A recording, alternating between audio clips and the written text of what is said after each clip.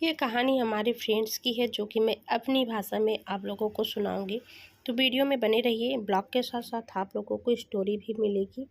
नीरज अभी ऑफिस से निकला ही था कि सुरभि का फ़ोन आया। नीरज कहाँ हो? मैं कब से तुम्हारा इंतज़ार कर रही हूँ। आज मूवी देखने जाना था। सुरभि मैं ऑफिस में काम में ऐसा उलझा कि सब कुछ भूल गया। मैं अभी पहुँचता हूँ। यह कहते हुए नीरज गाड़ी में बैठ गया। लैपटॉप का बैग पीछे की सीट पर रख कर जल्दी से गाड़ी स्टार्ट करने लगा। सुरभि बोली, रहने दो, अब मूड नहीं है। मैं 1 घंटे से तैयार होकर तुम्हारा इंतज़ार कर रही थी। कभी तो मेरा ध्यान रखा करो। सुरभि बोला, ना भूल गया। बस अब इतनी सी बात के लिए मूड खराब मत करो। चलो डिनर बाहर करने चलते हैं। नहीं, अब मैं नहीं जाऊंगी और खाना भी नहीं बनाऊंगी। तुम्हें कुछ ऑर्डर करना है तो कर लो। नीरज को भी गुस्सा आ रहा था, लेकिन फिर उसने बात को संभालते हुए कहा, अच्छा बताओ क्या ऑर्डर करना है।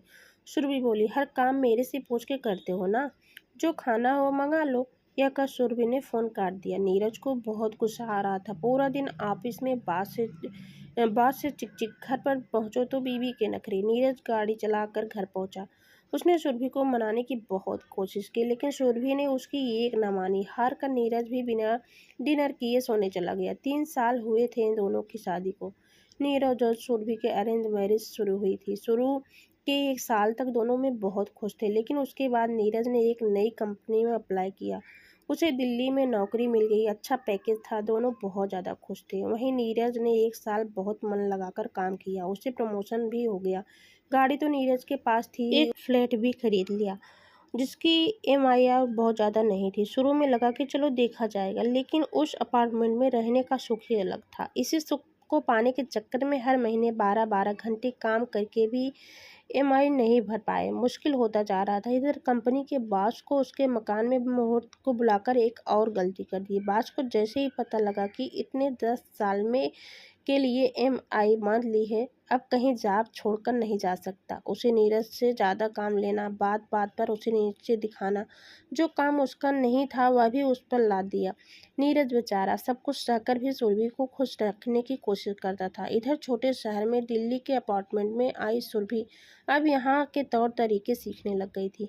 सोसाइटी में रहने वालों लोगों से दोस्ती हो गई। अब उनके जैसे लाइफस्टाइल को अपनाने के चक्कर में अनाप शनाप खर्च करने लगी। सुरभि के लिए लाइफ केवल एंजॉय करने के लिए थी। सुरभि को हर दिन घूमने जाना था, मूवी, बाहर डिनर, सब कुछ शौक लग गया था, क्योंकि स्टेटस अपडेट करना था। इसके अलावा वह नीरज के साथ महीने में 1-2 बार टूर प्लान कर लेती थी, जिसे न चाहते हुए भी नीरज को मानना पड़ता था। नीरज की जिंदगी पत्नी और बास को खुश करने के चक्कर में बर्बाद हो रही थी। खर्च कम करने की बात पर लड़ाई हो जाती। सुरभि बोली, बाकी लोग भी तो जो है मेंटेन कर रहे हैं। सिर्फ सोच का फ़र्क है। जैसे आदत डालोगे वैसे डर जाएगी। उनकी और हमारी कमाई में ज़मीन आसमान का अंतर है। इसमें तो कुछ लोग पहले से यहाँ रह रहे हैं। हमें अभी 10 साल ईएमआई भरनी है। सुरभि बोली, तुम कहीं और जॉब के लिए अप्लाई भी तो नहीं करते। तुम भी तो इस कंपनी में चिपके रहना चाहते हो सकता है अच्छा पैकेज मिल जाए। नीरज ने कहा, नौकरी बदलने के इसके लिए सेविंग होनी चाहिए। यहाँ महीने तक लास्ट आने से पहले ही पूरे के पूरे पैसे खर्च हो जाते हैं। अगली सैलरी तक खर्चे क्रेडिट कार्ड से करने पड़ते हैं। मेरी बात मानो तो कुछ दिन के लिए सब बंद कर दो। सुरभि बोली, ये सब तुम्हें यहाँ आने से पहले सोचना चाहिए था। मेरी कितनी बेइज्जती होगी। मैंने तुम्हारी भी कितनी तारीफ की है यहाँ सोसाइटी में। उसका क्या, ये लोग हाँ बहुत अमीर समझते हैं। मैं ये सब नहीं कर सकती। तुम्हें किसी तरह अपनी इनकम बढ़ानी होगी। नीरज चुप रहा। वह अंदर ही अंदर घुट रहा था। शादी से पहले छोटे से शहर में एक छोटा सा कंप्यूटर कोचिंग चलाता था। कितना सुखी था। सुबह क्लास होती, दोपहर को खाना खाने घर आता, फिर 2-3 घंटे आराम करके शाम की क्लास के लिए निकल जाता। रात को 10 बजे घर आता तो सुरभि गरम गरम खाना परोसती। तरक्की के चक्कर में माता पिता को भी छोड़ दिया। उन्होंने कितना मना किया था, बेटा जो मिल रहा है उसमें सब्र कर ले, लेकिन उसकी एक भी बात नहीं मानी। तब तो गाड़ी खरीदने का शौक था। एक बार अपना घर क्या छोड़ा, एक बार भी माता पिता से मिलने नहीं गया। छोटा भाई वहीं कोचिंग चला रहा था। बार बार फ़ोन करता, भैया मुझे भी बुला लो ना। अब उसे कैसे बताऊं कि यहाँ आकर उसने क्या खोया क्या पाया। आज सुबह जल्दी मीटिंग थी। सुबह जल्दी जाने के लिए सुबह को बोला था, लेकिन जब नीरज सुबह तैयार हुआ, पता लगा सुरभि सोकर उठी ही नहीं थी। बिना नाश्ता किए टिफिन लिए वह ऑफिस पहुंच गया। आज बॉस ने उसके साथ काम करने वाले 2 लोगों को टारगेट समझा दिया। इंक्रीमेंट का लालच देकर पिछले 6 महीने में लगातार टारगेट बढ़ाता जा रहा था। आज के टारगेट पूरा करने के लिए नीरज को संडे भी काम करना पड़ेगा। इतना बोझ उठाना उसके लिए असंभव था। मीटिंग के बाद वह बास के केबिन में गया। आओ नीरज, तुम बहुत काबिल हो, मुझे विश्वास है ये टारगेट तुम जरूर पूरा कर लोगे।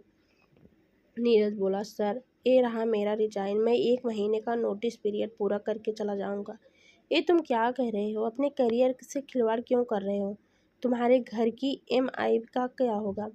नीरज बोला, सारे क्लेश की जड़ वही हाई सोसाइटी का घर ही है जिसके कारण मेरी ज़िंदगी नर्क हो गई है।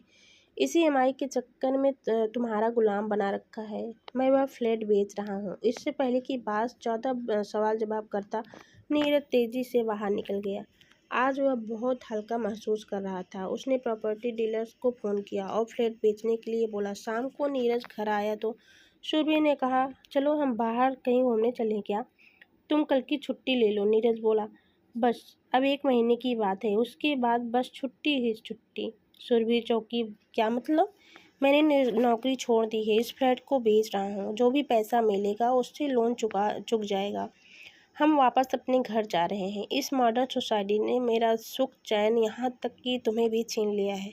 अब तुम्हें मेरी कोई फिक्र नहीं है। अपने कोचिंग में ज़रा देर होने पर तुम फ़ोन पे फ़ोन करती रहती थी कि जल्दी आ जाओ, मैं भी भूखी हूँ, यहाँ मैं नाश्ता करूँ या नहीं, टिफ़िन बने या नहीं, तुम्हें कोई परवाह नहीं। 1 महीने जितने मज़े करने हैं कर लो। मैंने पिताजी को फ़ोन कर दिया है, हम वापस आ रहे हैं, वहीं कोचिंग चलाएंगे। सुरभि बोली, ये तुमने क्या कर दिया? सब बर्बाद कर दिया।